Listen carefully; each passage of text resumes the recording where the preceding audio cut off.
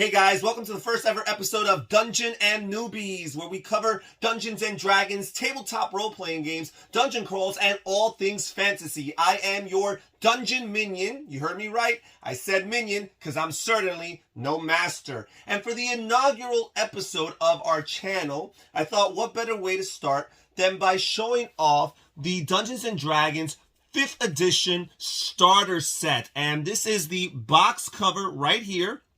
Says recommended age of 12 and older, but I'm sure there are kids that are younger than 12 that can begin their journey into this starter set for Dungeons and Dragons. The cover says everything you need to start playing the world's greatest role-playing game. And I do like the art here with this hero defending against this very large dragon. Very appropriate. We have Dungeons and Dragons, that a dragon be featured somewhere in the box cover art. All right, so let's just take off this lid here and see the contents inside, what comes with this starter set. So first of all, we have this bag here of dice, and dice are very, very important in tabletop role-playing games, and Dungeons and Dragons in particular. And here we have each of the 6 different types of dice that you're going to need to get started here in Dungeons and Dragons. First of all, we have our traditional 6-sider. That's the type of dice that everybody in this world is pretty much familiar with. We also have our D4, our 4-sided dice here, which is basically the shape of a pyramid.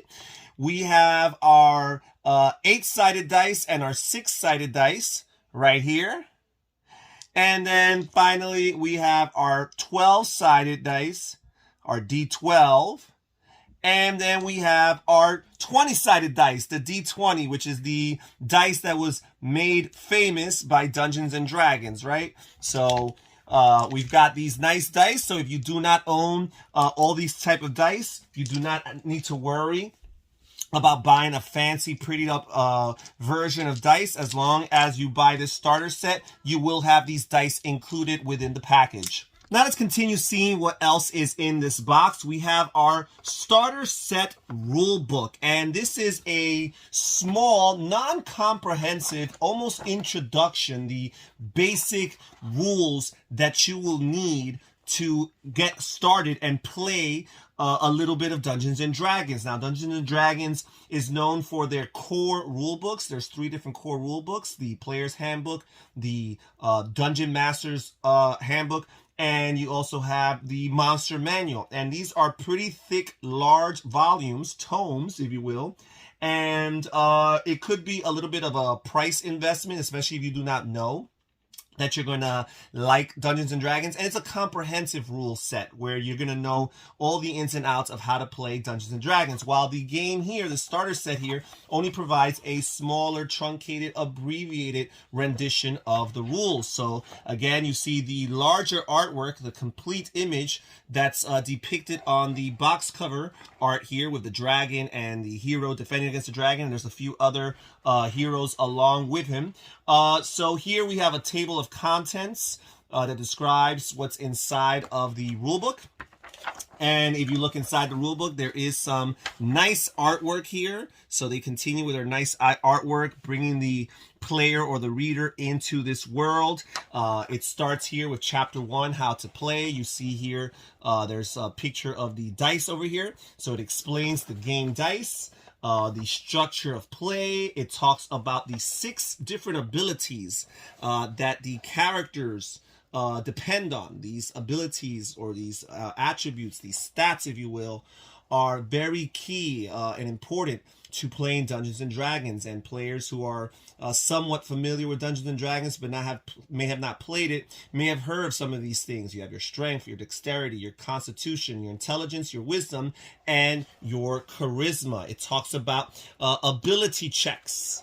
Very important, which is a lot of what these dice rolling, these dice are used for.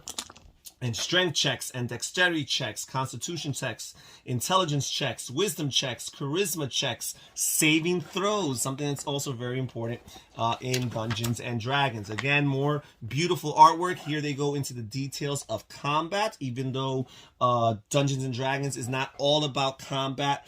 Combat is a very important aspect of Dungeons and Dragons, and there is a very specific ways to go about it. And the rules here indicate and illustrate how you go about that. So again, you have these rules here. You have your adventuring. What else does it talk about? It has spell casting. That's a very important aspect of Dungeons and Dragons, casting spells. What else here? Oh, it goes into detail with a bunch of different types of spells, and that's pretty much it. And then we have our appendix, which talks about conditions. So this is the starter set rulebook here. It's, how many pages is this?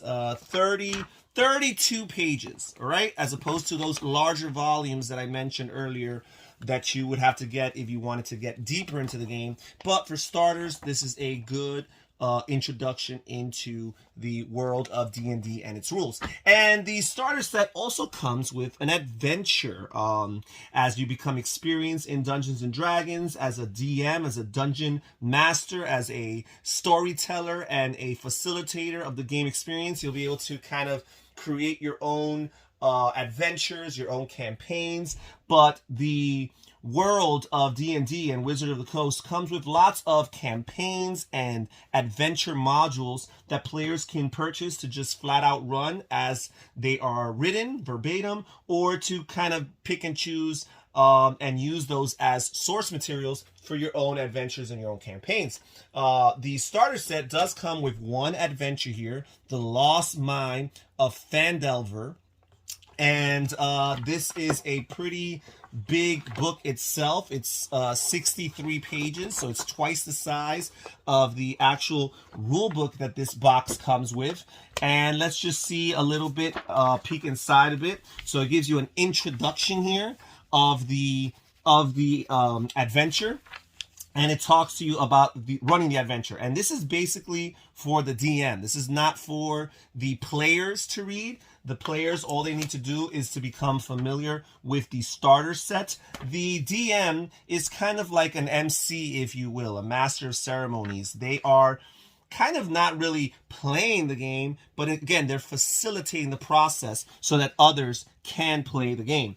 And so they're going to read this all on their own in preparation for their game, in preparation for their game session with the other players. So it gives you a glossary of terms, it gives you an overview here, and here's a nice map of the area, I guess, that's in question here for the adventure. We have Neverwinter Wood, and it tells you all the different locations, the cities and the towns, the ruins, and where they might be located. It gives you an adventure hook. This is basically the way that you're gonna captivate the attention of the heroes, the party of heroes, the band of heroes, and get them interested in the quest that's at hand.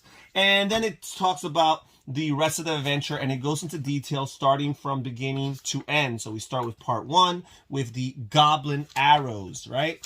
And it's a very well made book, as you see here, with art interspersed throughout the pages. It's very important to have this visual experience to kind of give the DM an idea of the world that he or she is creating for their players.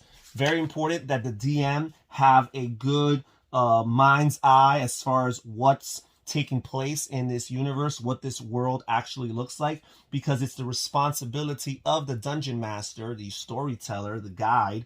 It's their responsibility to be able to convey this world in a palpable, tangible way to his or her players. So in order for them to become immersed and experience this world, it's important first for the dungeon master to experience this world. So again, it continues to go into detail with all this. You, as a DM, you could choose to read this thoroughly, cover to cover. You can choose to peruse it and look at it. I do suggest that if you are a first-time dungeon master, I think you will be greatly benefited by reading this entire adventure cover to cover, page to page, paragraph by paragraph. So again, very well made, really good art over here. And yeah, so this starter set comes with a adventure set. And in the back, we have some monsters because you do not have a monster guide, a monster manual. Instead, it gives you a few monsters that you can sprinkle into this particular adventure. We have here the Bugbear, we have Commoner, the Cultist. Here we have the Evil Mage, the Doppelganger, the Flame Skull. We have the Ghoul, the Goblin, the Giant Spider, the Grick, the Hobgoblin. We have the Mormesk, the Wraith. We have Nesnar, the Black Spider. We have the Nothic. We have the Ochre Jelly. We have the Ogre. We have the Orc, of course. You need an Orc in a fantasy-themed game, right? We have the Owlbear, the Owlbear. We have the Red Brand Ruffian. We have the Sildar Hallwinter. We have the Skeleton, we have the Spectator, the Sturge, the Twig Blight, the Wolf, the Zombie, the Young Green Dragon. So there's a good amount of monsters that you can utilize for this starting adventure here, The Lost Mine of Phandelver. So there is that as far as the adventure book. And then finally, the last item that this starter set comes with, it's very important. In Dungeons & Dragons, a big part of the game is creating your characters and becoming invested in them. And usually what happens as you become a more experienced player is you create your characters from the ground up. And that can be a very complex, but at the same time rewarding and fulfilling process, as your character will be kind of what you want it to be.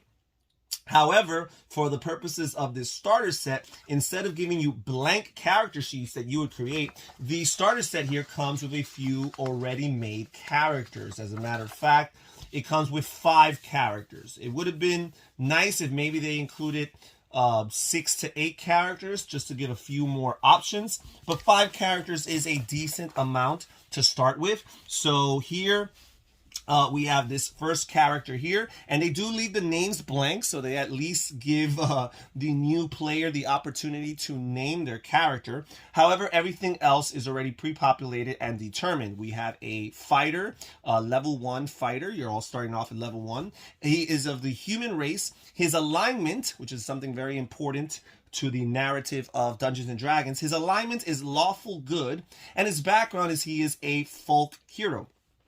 And here it has all of his proficiencies, his attributes, and stats. So it tells you his strength, his dexterity, his constitution, his intelligence, along with any applicable modifiers. And the modifiers are numbers that will be used in order to adjust the resolution of the dice rolling throughout the game. It gives you some additional specific abilities and what have you. Some personality traits, ideals, bonds, and a flaw. This character, all characters in Dungeons & Dragons have flaws, right? Because they are flawed beings. So we have that. We have the wizard here, and he's an acolyte. He is chaotic good. And as you can see, lots of different abilities, special spellcasting abilities.